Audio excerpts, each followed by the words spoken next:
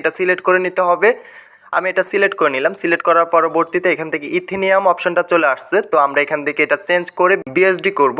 আপনি চাইলে এখান থেকে যে কোনো কয়েনে রূপান্তরিত করতে পারবেন। তো আমি এখান থেকে যেহেতু এটা বিএসডি করব, আমি এখান থেকে বিএসডিটা সার্চ করে দিতেছি। তো সার্চ করে এখান থেকে এটা আমরা সিলেক্ট করে নিতে হবে। তো অনেকে বলেন তো ভাই আমরা তো এখান থেকে কয়েনের অপশনটা পাচ্ছি না।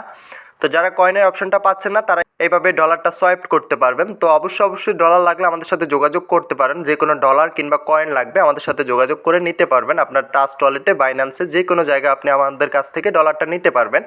তো এই যে দেখেন এখান থেকে আমি বিএসডিটা সিলেক্ট করে নিলাম। বিএসডিটা সিলেক্ট করার পরবর্তীতে তো আমরা এখান থেকে আরও একটা সমস্যার মধ্যে পড়ি।